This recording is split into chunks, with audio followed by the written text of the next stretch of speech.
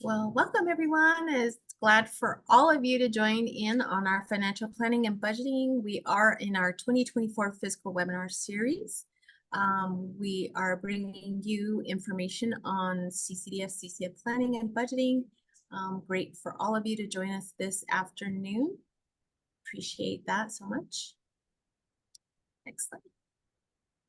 Just welcome, and we ask that you just enter in your name and the tribe that you are representing today. And if want to take it one step further, are you a new administrator, tribal fiscal staff? That would be helpful as well to see who's all in the room and joining us. Next slide. Again, you are in the financial planning and budgeting. It is our continuance of our fiscal webinar series for this series. We do have another series that's coming up in November. So appreciate everyone taking the time today and joining us. So welcome, welcome. My name is Dolores Frawa. I am representing out of the Tribal Capacity Building Center as a subject matter expert on fiscal as well as internal control. I do have my colleagues here that are going to introduce themselves as well in helping us present today. Hi everyone, my name is Mike Colbita. I'm a policy specialist with OCC here in our central office, and I specialize in tribal policy. I'll pass it over to Cynthia. Hello, everybody. My name is Cynthia Torch Urbina, and I am a senior grants management specialist with the Office of Grants Management, working with supporting tribal lead agencies all over the U.S. Great. Awesome to have you all. Next slide. Today, I just want to bring to your attention in today's session, we in hopes that we provide an overview of the fiscal management system and its role in the budgeting process, understanding the benefits of communication and planning for your CCDF expenditures with fiscal tribal leadership, program staff, also how effectively communication through the budgeting process can be really super helpful. Also, in hopes that we explain some strategies to ensure spending and obligation liquidation targets are met, and the importance of program integrity, as well as demonstrate and provide information on how you can get the CCDF budgeting tool, and again, an opportunity for office hours for CCDF lead agencies that are interested in adapting the tool and using that resource moving forward. Next slide.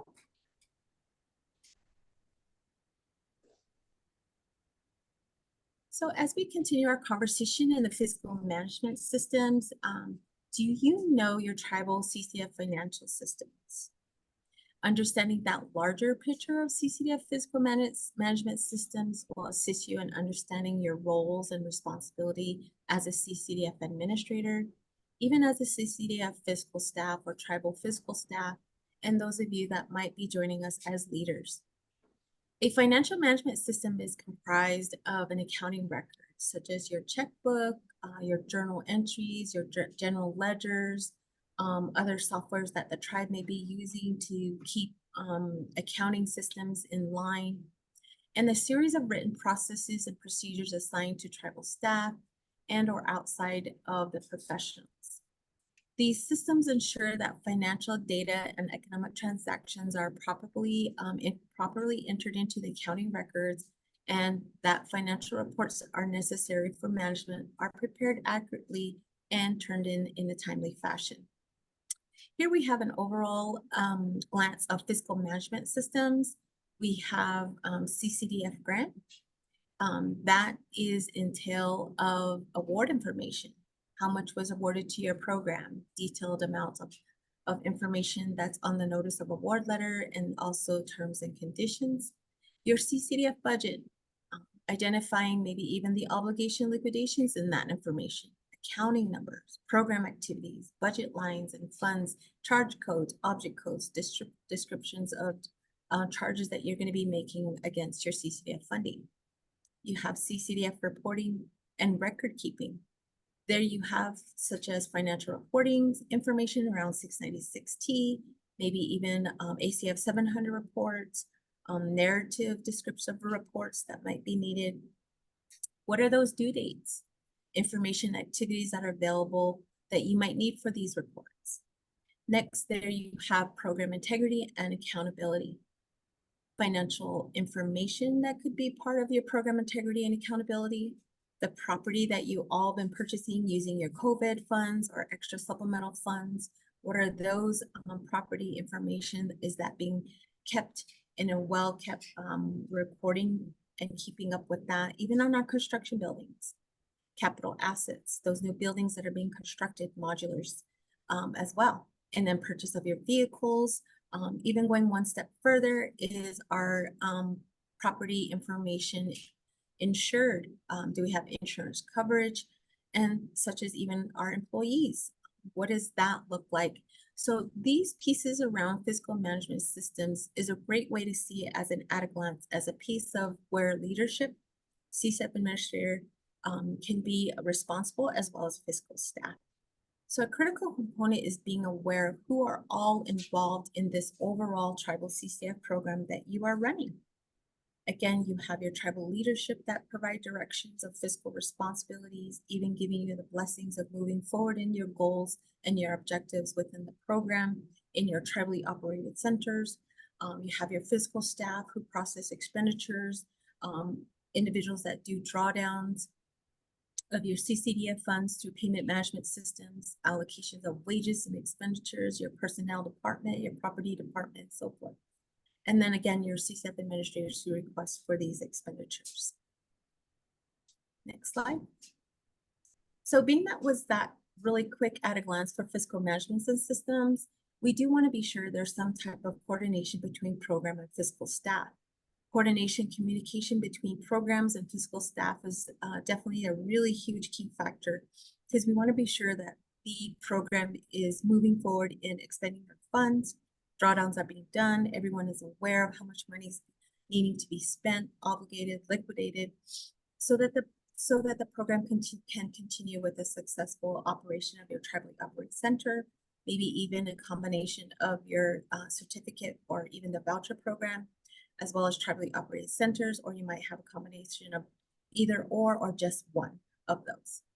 As well as coordination between your fiscal staff, getting that information they need so that they can track expenditures for your program. Are they in line with the regulations and so forth? You also have your program staff. They need to make informed budgetary information and decisions to expend the funds appropriately, and also to submit those timely reports. And then timely reporting can reduce adverse audit findings and potential for sanctions as penalties or even negative grant awards. And we don't want to have anyone go in that direction. But coordination between programs and fiscal staff is super important, as a very key component throughout your program on a day-to-day operations and through fiscal year through fiscal year. Next slide. So here on the screen on this slide, you will see the Tribal Child Care Management Systems Framework. Many of you have probably seen this and always wondered why we bring it back around. Well, it's a really huge visual representation of the 12 management systems that make up the CCDF administration of a CCDF program. The outer ring is the leadership and the coordination, which is the maroon color, and that refers to leadership and coordination within relevant systems.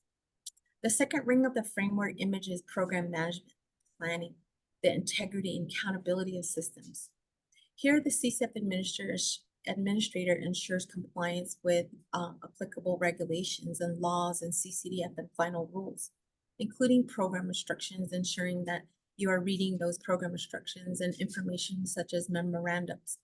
Also ensuring compliance with applicable regulations and provide oversight of the expenditures of all your CCDF funds. Next, we have integrity and accountability, just like management and planning. Should be incorporated either from a regulatory standpoint or in an agency standpoint. The tribal lead agency must implement integrity and accountability activities to support the agency's goals, objectives, even including the development of your written policies and procedures, methods to monitor and enforce the policy procedures, activities to prevent fraud, identification of improper payments, and recovery of those payments. So hopefully everyone is seeing this holistic wheel that can really run the program in a way that could be very super beneficial. So out of that particular element of the tribal childcare management systems framework, here on this next slide is the fiscal management system that is part of that. A good financial management is one of the keys in having a successful program, and includes having reliable and accurate accounting systems and processes when dispersing your CCDF funding. It is also important to determine who your point of contact is within the tribal fiscal department, having that open communication and meeting with them regularly to monitor your budget, your cost allocation plans if you choose that, your allowable expenditures, drawdowns in preparation for your regular tribal fiscal audits. This internal control mechanism can assist the agency in meeting the goals and objectives within your tribe's financial management systems. Some of the elements even involve effective fiscal systems, such as the budgets, cost allocation plans, if you choose to do that, Office of Management and Budgets, OMB, which is an allowable expenses. They want to know what those look like, because they also are helping you move money should a budget transfer needed or an adjustment on your current budget is needed. Usually the OMB staff or Department of OMB or Management of Budgets help with that. You have fiscal reporting, as well as your internal controls, policies and procedures, and also audits. Again, it's also a good idea to get a copy of your tribe's fiscal policy procedures for your reference, so that you are aware of what these pieces look like at the tribal level. So next, you'll see a common slide that many of our presentations do talk about, but in regards to that, we just appreciate putting this information out again. So here we have CCDF funds. The funds is comprised of two funding sources. We have discretionary funds as funds that are provided under the Child Care Development Block Grant Act, and also mandatory funds are provided under this Section 418 of the Social Security Act. The per child amount is for both discretionary and mandatory funds that is calculated by ACF once all the child count declaration forms are submitted, and the calculation determines the award amounts for all the tribal grantees. Just want to make note that grantees from Alaska may only receive mandatory funds, and these are for the 12 regional nonprofits, and that applies to that. Here on the next slide, we have, just as a reminder, that all CCF requirements are based on allocation sizes, and these sizes have been determined by your fiscal year or your grant year 2016 funding award. You have your small allocation grantees receiving under $250,000. Your medium allocation are grantees receiving between $250,000 to $1 million. And then large allocations are grantees receiving over $1 million. So again, remember that your allocation sizes for this CCDF plan cycle is continuing to be based off of your 2016 funding amount.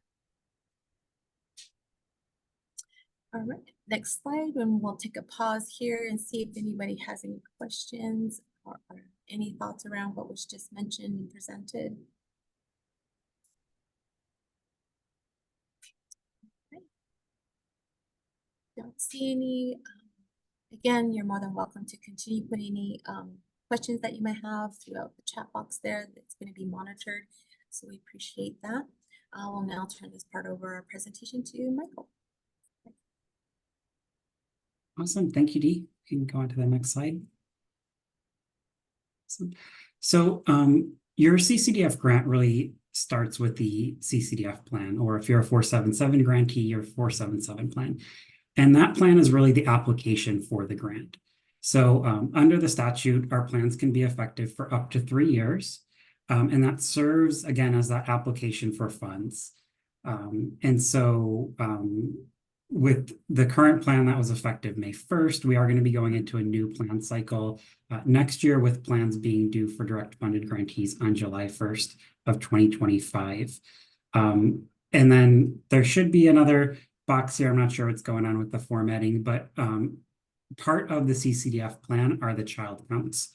And so with your child count, that is submitted in tandem with the CCDF plan every 3 years. So 477 grantees will have to submit their child count, even though they don't have the CCDF plan. And that child count is really the basis for determining your grant size for the next 3 years. So it's really important that when you're doing that child count, that you're having accurate information and providing an accurate count, because that is what's going to determine your funding level throughout that plan cycle. Being on to the next slide, please. Awesome. And so when you funds are awarded, you're issued these documents called Notice of Awards, NOAs.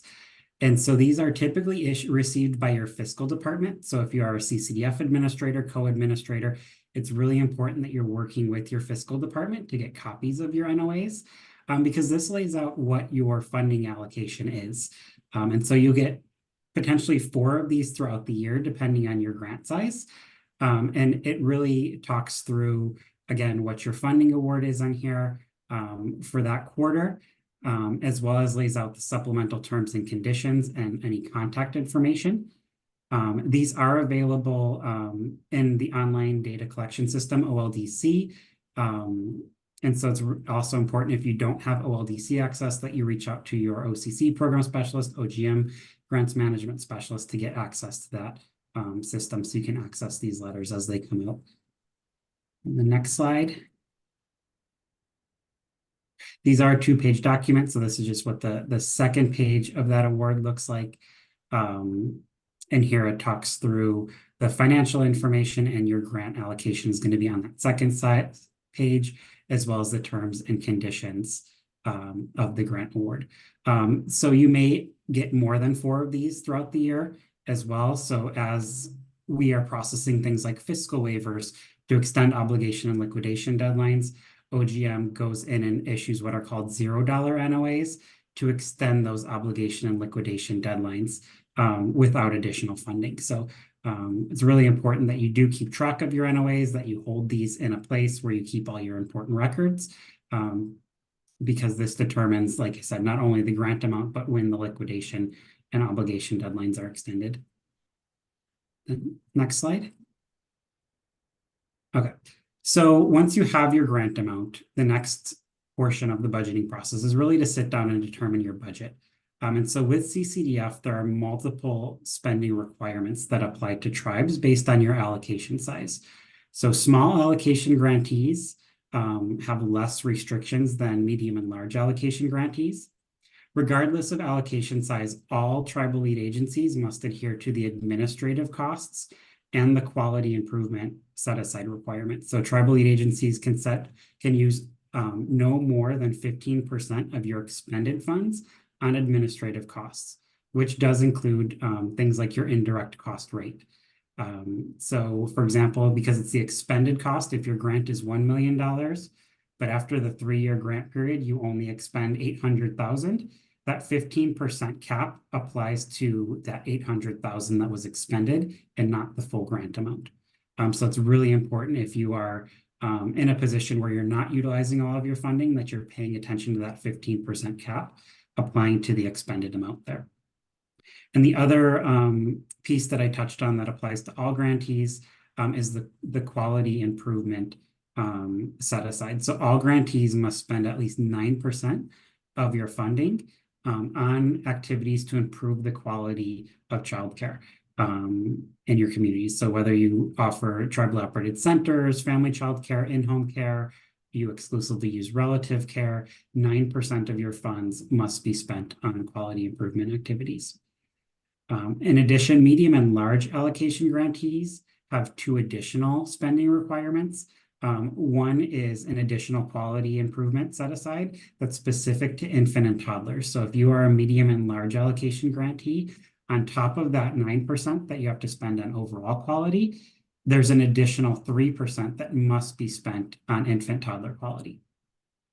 The bigger kind of requirement for medium and large allocation grantees is the direct services requirement. So medium and large allocation grantees must spend a significant portion of funding on direct services, which is childcare services provided directly to children.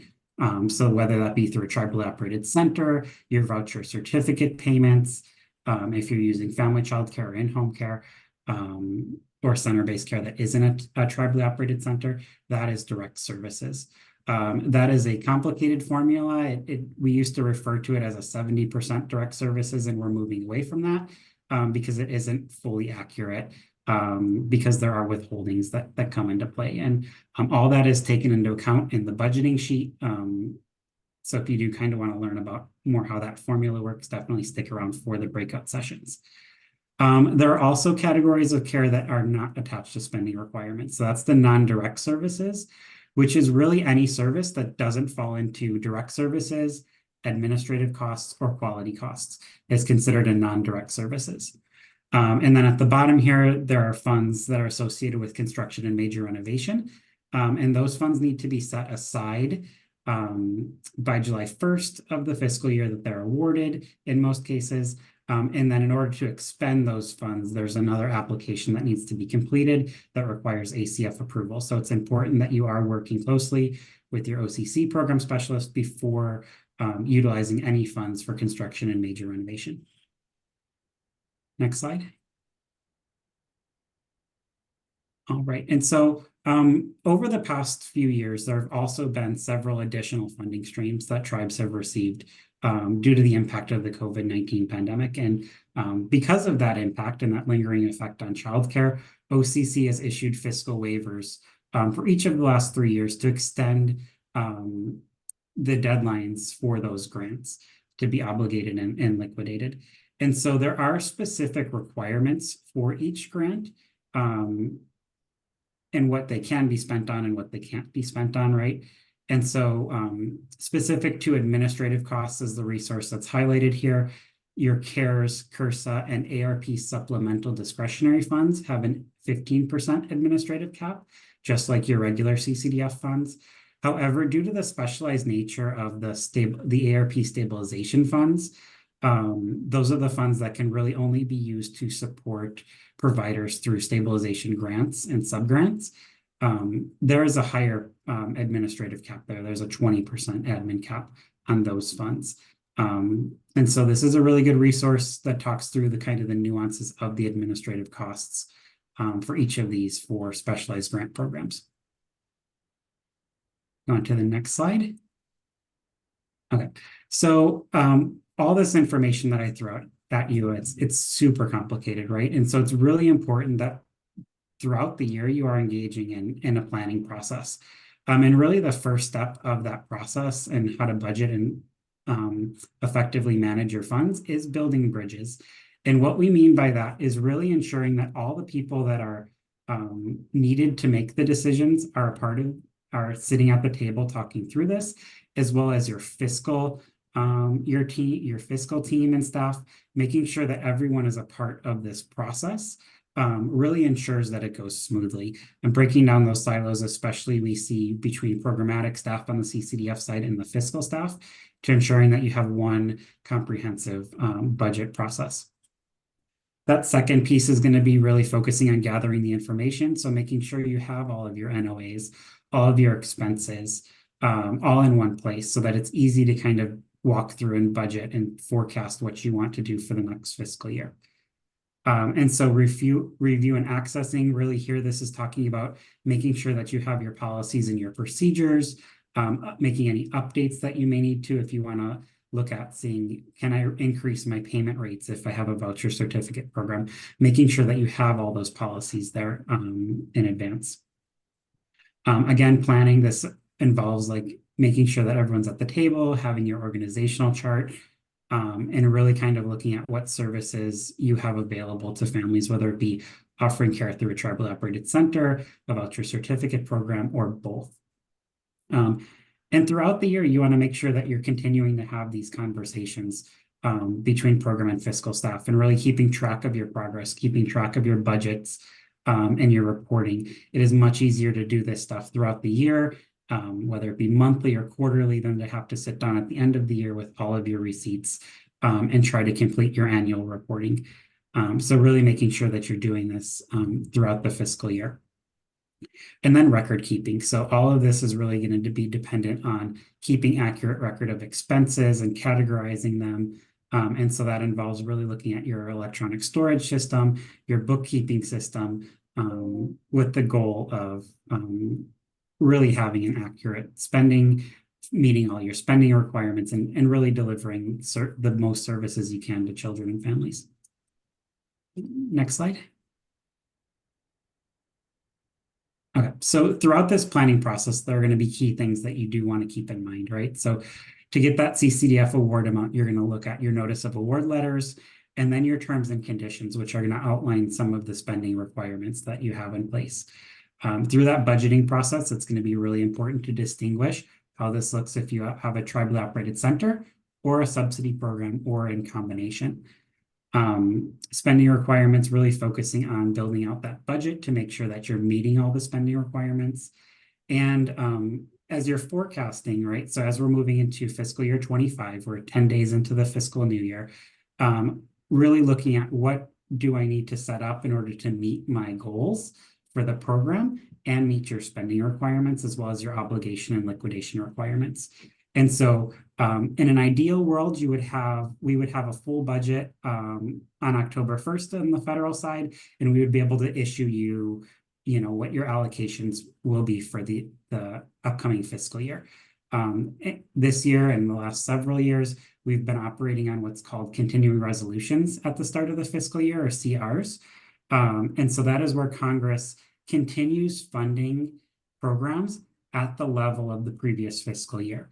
So in those cases, you can look at your previous fiscal year as a baseline to forecast out for FY25. So you can look at FY24 funding to determine your spending levels, but it's really important to then go back to that, especially once we do have a final budget, because funding amounts may change. If we receive an increase in funding, that increases the amount of funding that we set aside for tribes in most cases, which increases your individual allocations, which then changes your spending requirements, right? And so you want to make sure that as whether it be continuing resolutions or final federal budgets are issued, that you're kind of keeping track of what that impact may be on your funding amounts. Next slide. Okay, so in addition to the funding amount and really budgeting through the expenditure categories, the other big piece is obligation and liquidation. And those are two terms that we throw around a lot on the federal side. And we don't really explain all the time in effective ways. So ultimately, both of these terms are going to be dependent on if you have an internal definition. So tribes have the ability to set their own definitions of what obligation and liquidation means. And those are what we would rely on when determining whether you met your obligation or liquidation deadlines. If a tribe does not have their own definition of obligation and liquidation, it defaults to the federal definition. But in general terms, an obligation is an act that commits the funds. So if you have a purchase order, if you determine a family eligible for subsidy, right, you're determining them eligible for 12 months. So you can consider that subsidy determination an obligation of the amount that you would spend on their subsidy for the full 12-month period, because you've committed to that family. We're going to provide childcare. It's anything that legally commits the funds to a specific purpose. Liquidation is the payment of the funds, typically speaking. So as you're cutting the check or sending the payment over to your contractor or to a provider, that is what's considered the liquidation. And again, it's really important to determine if you do have your own definitions. Those are going to be what apply when figuring out if you have a correct obligation or liquidation. And then the next slide. So typically speaking, and I know I mentioned the fiscal waivers earlier, but typically speaking, this is what the obligation and liquidation periods on our grants look like. So for both mandatory and discretionary grants, tribes have 2 years to obligate those funds to make that agreement, to set that aside for a specific purpose, and then that 3rd year to liquidate. So by September 30th of the 3rd year after the funds being awarded, those funds have to be expended. And then there's additional time to draw those funds down in PMS if necessary, but those checks have to be cut, those payments have to be issued by that end of the third year. For construction funds, it works a little bit differently.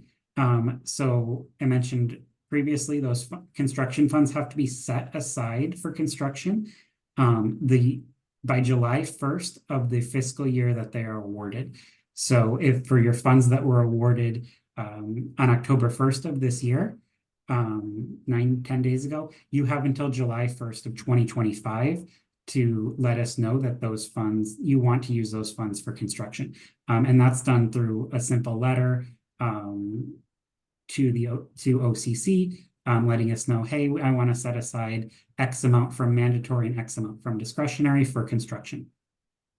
So once that is done, you have an additional 2 years to obligate those construction funds, and then an additional 2 years to liquidate those funds. So this is new and an update from a final rule that we published earlier this year due to tribal feedback and a request for information and tribal consultations over the last few years, that these are really complex projects that take a long time. And so previously it had been you have up to 3 years to obligate or to liquidate funds, and there was no obligation deadline. And so we were able to extend that to 5 years to liquidate the funds. And with fiscal waivers, like I said, we have extended these deadlines over the past 3 years for several of our grants. And so it's really important that when you're determining your obligation and liquidation deadlines, that you're referring back to those fiscal waivers or those NOAs that you might have received extending those deadlines. And next slide, please. Okay. So obligation methods. And so again, this is going to be determined on if you have an obligation method. That's going to take precedence. What your tribe defines as an obligation is what matters in the case. What's on the screen here are just some examples of things that would meet the federal definition. So if you do not have an obligation or an obligation definition, and you're not sure what that means on the federal side, these are some examples of what that might look like. Again, this is not an exhaustive list. And so there may be more things that would count towards that, but we see a lot of times things like contracts, itemized budget is a big one when I was at the regional side that we worked through with some of our grantees to consider an obligation. A letter of commitment or a tribal resolution. So if tribal council is saying, yes, we want to use funds for this purpose, that counts as an obligation. A child care voucher. So I mentioned earlier that subsidy determination, when you're determining that child eligible for 12 months, that is an obligation for that full 12-month period there as well. Next slide, please. Okay. And this is just one more resource spotlight. We have this, TCBC has this amazing resource that talks through obligation methods in a little bit more detail that will pause here. And so if there are any questions,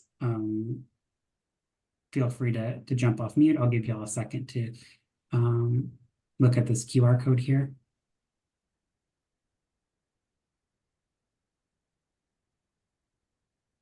If not, I will pass it off to Cynthia. Okay. Thank you, Mike. Thanks so much. So as we talk, next slide, please. Okay.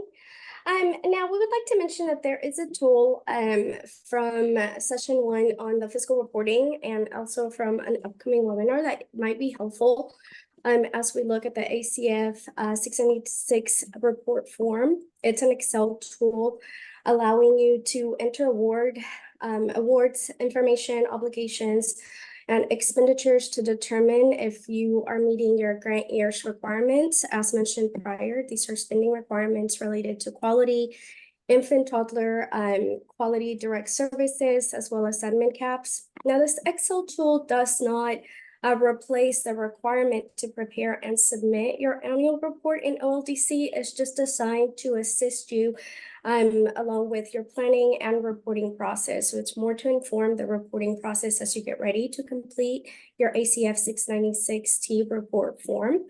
This file is a tool to assist with the calculations. Again, it's not taking the place of the submission in OLDC. So if your program is interested in receiving or demoing, just please contact your program specialist as well as your grants management specialist so we can coordinate and provide an overview of how to best utilize this tool to report to inform your reporting process. Next slide, please. Okay. Now that you understand how the funds are calculated and awarded, as covered in previous slides by my colleagues, let's think about preparations for fiscal year 2025, which our fiscal year began October 1st. So we're approximately 2 weeks into fiscal year 2025, and what that general process may look for you as you planned some of the spending for this fiscal year. Now, as mentioned prior, for planning purposes such as developing your annual budget, you should always look at the funding amounts from the prior fiscal year. As mentioned, this provides a really good baseline. In this case, for planning of the 2025, we can take a look at funding amounts for 2024 and the funding allocations that, since they stand pretty accurate to the end of a total fiscal year. Now, I want to highlight that this remains an estimate of the amount that you would be available to spend, but it's a very good way to forecast a good total year whenever it comes to budget planning. And if you're not sure of what your funding amount is or was for grant year 24 or any other fiscal year, we have provided the link to the website in this slide, where you can find the grant year 2024 funding amounts and beyond for any other fiscal year. Just as a reminder, I want to highlight that the grant year 2025 CCDF funds are amounts according to the approved appropriations. And again, while planning, these should just be referenced as a baseline for the current fiscal year based on just the forecast, really. 2025 should always be referenced and account for current funding that's available. As mentioned prior, the funding available for any given fiscal year can change based on the Office of Child Care providing any increases or other changes in appropriations related to approved funding amounts for any given fiscal year. But for grant year 2024, as you go into planning for 2025, this is a really good solid reference of a full fiscal year's worth of funds. As best practice, again, always plan for possible changes in approved appropriations. And you can do this by maintaining a consistent reconciliation process throughout the fiscal year to make sure that your actual amounts and expenditures align with any forecasted planning that you did based on prior year funding for your current fiscal year. Now, again, on the slide, there is a link to be able to reference the fiscal year 2024 CCDF tribal funding allocations. So you can click on here and save it on your browser for future reference as you go into your planning process. Next slide, please. Now, a few key items to consider when you're ready to budget for CCDF for this being the 2025 fiscal year. You could consult with your team and see when and where you are as a starting point on creating an annual budget for your CCDF program. You could also reference the award amount. The NOAAs are a great tool and a great document to reference the total amount for that grant year. Note that the amounts awarded for the NOAA are provided in the allocation tables via the Office of Child Care website, and the site is only as accurate if you're looking at the previous fiscal year funding. So for current funding awards, you would be looking at the most recent NOA that has been issued to you. Now, always you want to consider again, that the actual awarded funds for the year, this could be via multiple awards issued throughout the fiscal year, are accurate. You can also consider what your expenses will be as you go into the planning process in alignment with what service delivery model you have in place, what type of services you're going to provide. So typically in CCDF and some of the examples mentioned, you may have a tribally operated center, or you may have a program you're operating under a service delivery model that is a subsidy program based on voucher and or certificate payments. Another thing that you also want to consider when budgeting for CCDF is what method of record and or finance bookkeeping you will be utilizing throughout the year as you plan how you will keep track of your CCDF transactions when it comes to cash management and record keeping practices. Figuring out what that system or that process looks like is really key to having a successful budgeting process for any fiscal year for CCDF funds. Next slide, please. Okay, we're going to take a pause really quick after all of the information we've covered. And as we go through the first stages of our planning process, to really request some feedback from you as to what type of tribal CCDF program process, the poll, you could see it on your screen, do you currently have? And when responding to this, think what type of budget process is in place right now that you currently follow, as well as is it in an official procedure format? Does this align with tribal resolution or other internal deadlines? So we're going to go ahead and take a quick moment to take a look at the poll in front of you and see what type of tribal CCDF program budgeting process is in place for your agency. If you have one, you can do yes, no, or not sure if you don't know what this looks like or it's not in a policy and procedure format.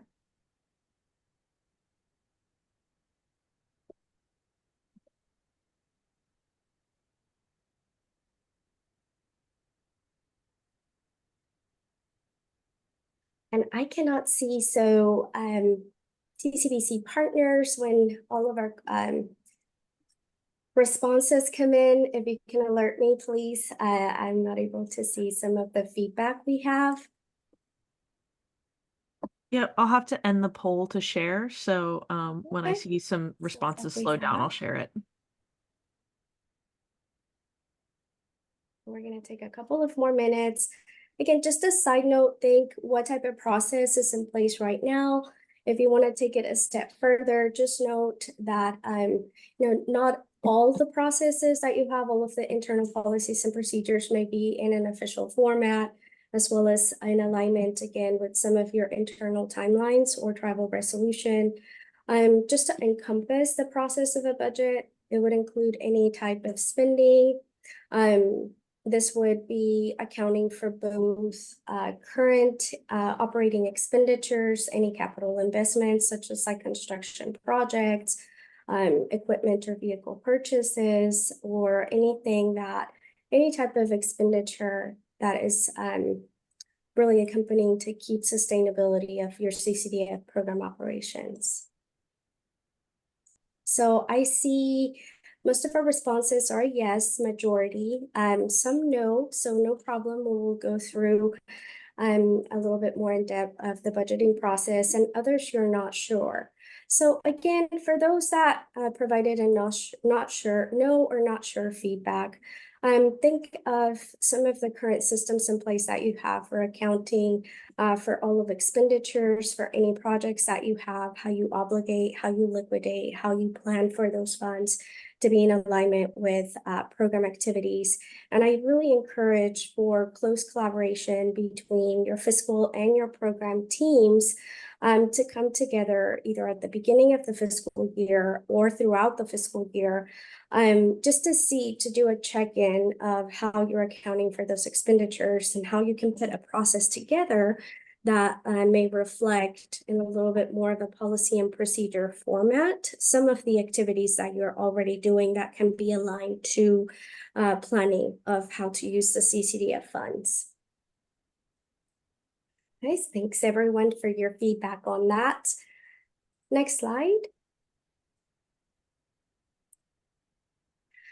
Okay, now that we've discussed how preparing for the new fiscal year and getting started with the budget and planning process, we can take a closer look at reporting requirements, as well as how some of this planning should really include a key component, which is planning for your funds and also planning on reporting on those funds at the end of each fiscal year. So as you see on this slide, we have two types of reporting, a programmatic and a financial required report. Now, in alignment with CCDF terms and conditions of every grant award that you receive, direct funded travel lead agencies have to submit two annual reports that are required. The ACF 69060 is for program, as well as, I apologize, the ACF 69060 is a financial report, and the ACF 700 is a programmatic report that is required annually. They're both due at the end of the calendar year, so I would recommend to reference program instruction and or form instructions for specific deadlines, more aligned with the ACF 700 program report. That programmatic report documents data such as the number of children and families that are served by a travel lead agency, as well as I believe this report is due on an annual basis. And again, as I said, you can consult any program instruction and or your regional program specialist on an exact date. And it is submitted electronically through CARS to the Office of Child Care. Now, the 700 report is used for a number of projects within the Office of Child Care, including informing Congress of the impact of tribal child care programs. And the ACF 69060 is the financial report form required to report on all CCDF funds. And it does document CCDF requirements such as mentioned prior, obligation and liquidation dates, and compliance with CCDF spending requirements. Establishing a budget planning, really, as I mentioned prior, can really benefit the accuracy of financial reporting. Now, I would suggest we have webinar 3 included in this webinar series, which is an entire session dedicated to just go into greater detail of the 69060 reporting component. So definitely encouraging attendance to that as I'm just giving you a quick overview of really the financial requirements, reporting requirements, and programmatic as well. Now, as I mentioned already, the 69060 is due annually. It's due on December 30th this year because the typically it's due December 29th, and this year that date falls on a Sunday. So we have moved it to December 30th to account for that. But the report is submitted in OLDC to the Office of Grants Management. This is a separate report from the ACF 700. And again, it's due for each fiscal year reporting period under each open grant year. So what that means is that you may have multiple reports due at the end of the year for each grant year that you have an active budget. Now, the 2024 fiscal year reports, again, are due in 12/29. But again, because this falls on a weekend day, the Office of Child Care in collaboration with the Office of Grants Management have decided that deadline for the fiscal year 2024 for any grant year will be 12/30. And this will be covering a reporting period from the beginning of the fiscal year, which would be October 1st of 2024 through 9/30. 2023, I apologize, through 9/30 of 2024. So it would be that full reporting period. Again, for any open fiscal or grant year that you have. So you would have multiple fiscal years to report on. Now, with that said, I want to mention the fiscal waivers do extend. So you're going to report for any open grant years going as far back as 2020. If you are in a pool that you've received a fiscal waiver extending the obligation and the liquidation deadline. Now, I want to make sure that I highlight that the fiscal waivers flexibilities extend those spending timelines, but again, it does not exempt the reporting requirements. So for any active fiscal year, you would still report until all funds are expended and all obligations are liquidated.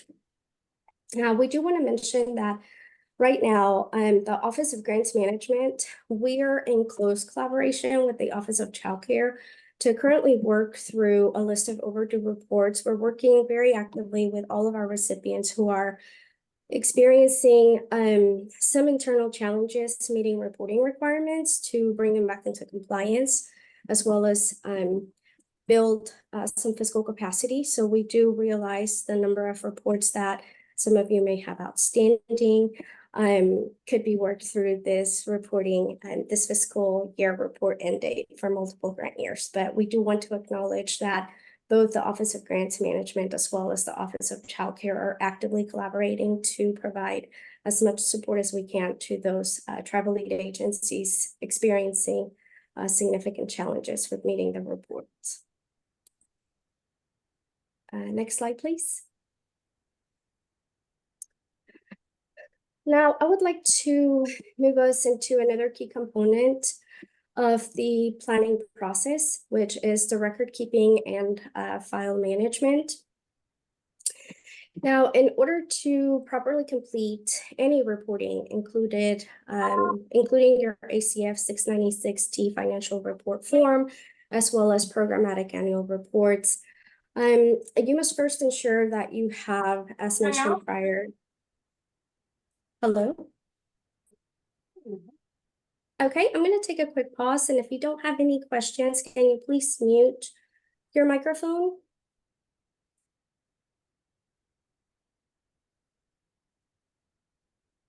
Okay. So again, just bringing us back to good record keeping and file management practices. This is a key component of the planning process to inform how you're going to complete and somewhat even automate some of the reporting processes and some of the tasks that go into financial and programmatic reports.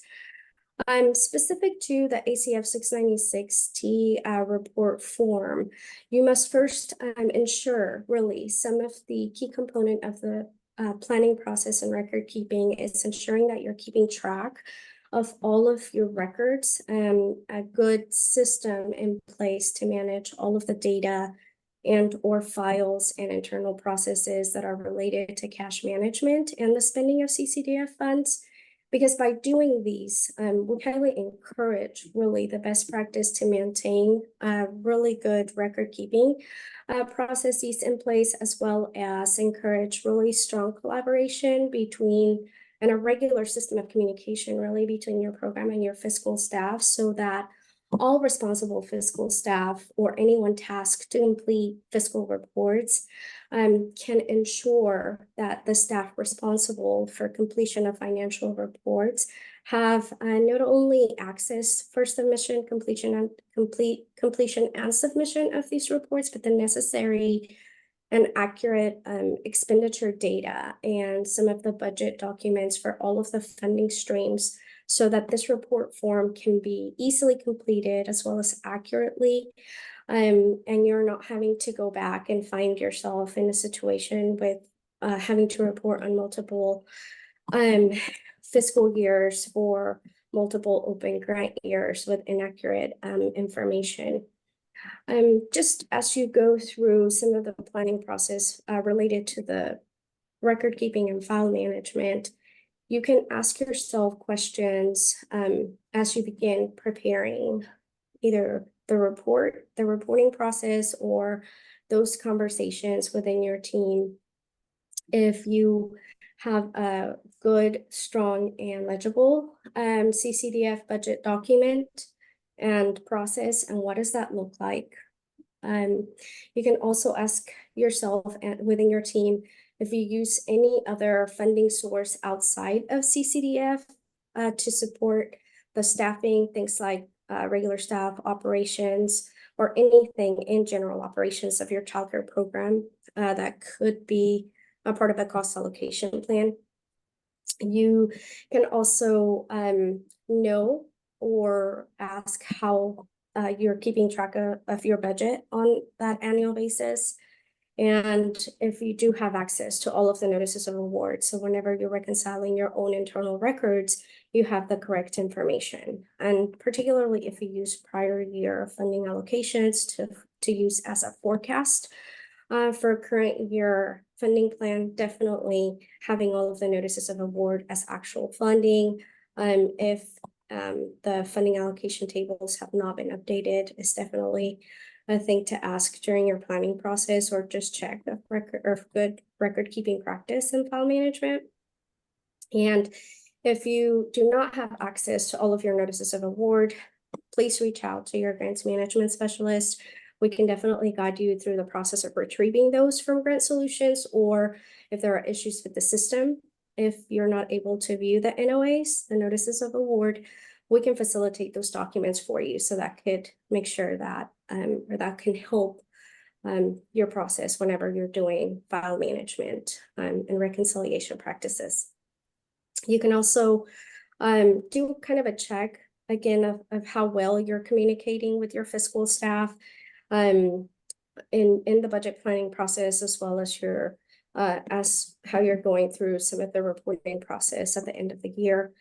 And one last thing would also be to check on all of your allowable obligations and or costs, if they're reasonable, if they're allocable, if you're adequately documenting some of these expenditures based on the service delivery model and or other components that cater to how you're operating your CCDF program. Next slide. Cynthia, this is Dee. We do have a couple of questions in the chat box. For sure. I'll go back to the first one. Thanks. Let me go ahead and pause for questions. Yeah, there's one in the seeing chat box. Do you want me to read it? Yeah, for sure. It says, can you tell us what should be included in the 696T narrative? In the 696 narrative, that is a document that was required to submit for supplemental funding, and that happened for open grant years 20 and 21. 20 specific to CARES funding, as well as 21 CURSA and all of the ARP supplemental, discretionary and stabilization. And there really wasn't a standard format for the narrative document, but really a breakout of your budget. And again, some of the components of how you're categorizing your expenditures and how those expenditures were allowable in terms of aligning with the service delivery model. So some of the services that you have and how those expenditures were really supporting CCDF operations. For ARP stabilization, for example, you know, how many of those funds or how much of that funding you allocated to outside contracts, for any other funds, for CARES, or for the specific funding requirements of each, how you actually can tie back the expenditures to match that program activity. So it really did not have a standard format, but it's a budget breakout and or budget explanation of how the funds were used. And I believe our tribal programs to really brag about how many of the things that they had goal setting may have achieved those goals. So I think that's great. Yeah. Thank you, Cynthia. We have another question. It says, will you be addressing the requirements for the SF 429? We are not going to be addressing the requirements for the SF429 at this time, but stay tuned because there will be additional information shared along with some instructions and upcoming webinars. So I believe our office, the Office of Grants Management, is in close collaboration with the Office of Child Care to be able to put this wonderful training material for our recipients and be able to put out some dates along with program instruction for that. So stay tuned. I believe that should be released soon. Thank you. Thank you for those questions. Okay. And that was it. Thank you, Dee. Yep. Okay. And now that we talked about some key components such as reporting requirements and how that ties back to some of the planning processes, initial stages of preparing your budget for CCDF, as well as key components like record keeping and file management, we can move to talk a little bit about accountability. So with the CCDF program, we can highlight 3 distinct accountability systems, and that's fiscal, program, and process. So fiscal accountability, program accountability, as well as process. And just to go into detail into all these 3, what that means whenever we talk about fiscal accountability for CCDF, it refers really to the appropriate spending of the funds that are being awarded within the federal and state laws, right? In conjunction with proper accounting and sound fiscal management of the funds. Program accountability can be a result of CCDF program implementation by the travel aid agency, again, in accordance with CCDF regulatory requirements. And process accountability, last but not least, it does refer to daily administration component of your CCDF programs, and all 3 in accordance with the policies and procedures, CCDF regulatory requirements, as well as the policies and procedures that support the CCDF regulations. So fiscal, program, and process accountability can all be policies and procedures that align with CCDF regulatory requirements to account for spending, program implementation, and administration of the CCDF program. Now, some of the activities that can be examples for each of these 3 types of accountability can be ensuring that your agency is in compliance with the terms and conditions of the grant awards. Reporting can be a big piece of this for both fiscal and program reporting compliance. You can have activities that directly monitor fiscal operations, a good system, best practice for fiscal and file management can fall under here, as well as having some guidelines that ensure proper documentation. So some of these components we've talked about in record keeping and file management, but it could include appropriate oversight of the program, methods of identifying and the recovery of improper payments, as well as supportive functions of the accountability of your current systems. Now, again, this list is not inclusive of all activities. You could have others that are specific to the program, but some examples here would be when, like, for example, you're contracting with intermediaries who may be consulting firms or individual contractors. You can think about what terms and conditions are included in the contract. So, for example, you could be sure to include a clause that vests the travel aid agency and or tribe as sole proprietor of all intellectual property in all forms. It could be written, digital, and or oral. And you may also want to consider adding a clause that ensures the contractor or consultant trains travel aid staff, travel aid agency staff during the length of the contract to elevate the skills and build some capacity of internal staff members. So that could be a really good example. I can leave you with some accountability questions as you move forward in this process. And this would be to assess if your fiscal staff have the access to appropriate training regarding all aspects of fiscal management and how often that training is scheduled throughout any given fiscal year. Do you or have you ensured your current internal infrastructure is able to support long-term sustainability and the administration of the CCDF funds effectively? And are you making any plans to ensure it does support the administration, like the efficient administrations of the funds, of the CCDF funds? So I think all of those would be some things to consider as you talk among your teams, program and fiscal, when it comes to accountability conversations. So with this, next slide, please. I'm going to pass it back over to you, Dee, to talk to us a little bit more about risk assessment overview. Absolutely. So we are wrapping up, and I just want to be sure that I plug in that there will be a breakout session soon after these few slides. So please don't leave our webinar, because that would be a great opportunity for you to come into the office hour and ask questions.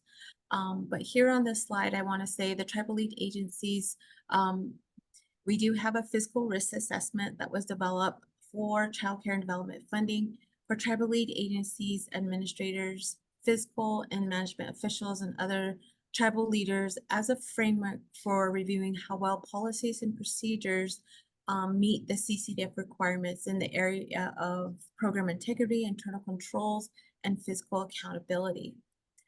This worksheet can be used by our tribal lead agencies as part of their fiscal management training, or anytime to assess how well internal controls are working and to determine what, where, and how improvements can be made.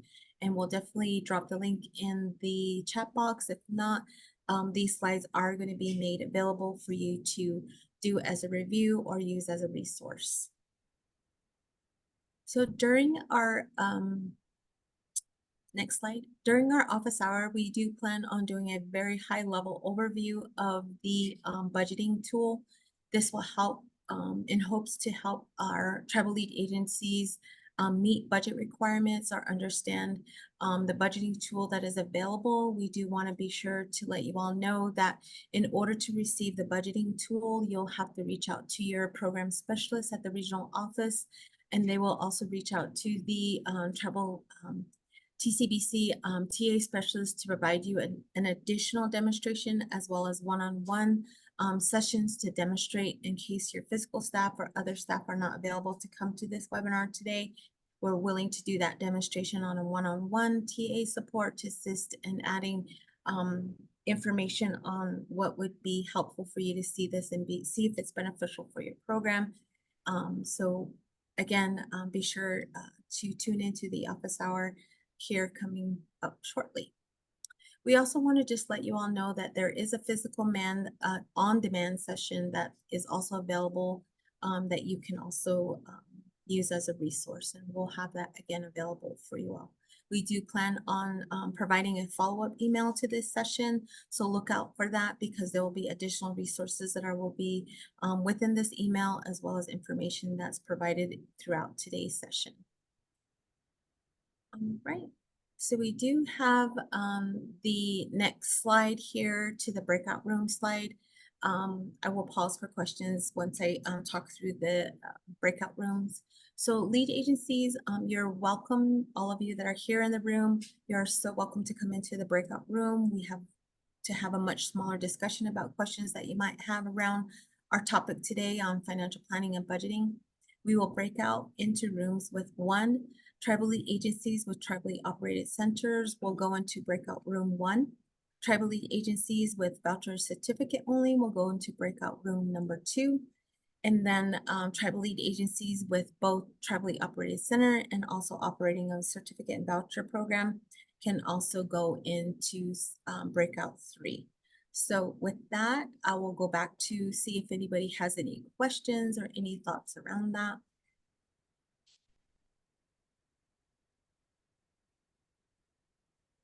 Also want to have you all take a look at your calendars before we move into breakout rooms. Is that webinar 3 on CCDF financial reporting, where we'll go more in depth on the 696T reporting, will be Thursday, November 7th.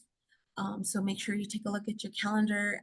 It should be already there if you've already accepted the registration link and have this on your calendar. November 7th would be the next webinar for CCDF financial reporting. So you might want to double check that on your calendar before you leave today, and be sure that you also look out for a survey. We would love a feedback on today's session to see what we can do better, and also hearing more ideas around what you would like to continue to hear around financial planning and budgeting. So without further ado, we can go ahead and go into our breakout rooms. We'll see you all there. One thing I also want to mention is that we will not be coming back to the main meeting room here. So you're welcome to leave out of the breakout room if you would like. So there will not be a main meeting room once we go into our breakout rooms. You can be dismissed thereafter once you've hopefully joined us in our much smaller groups. We'll see you all in the breakout room.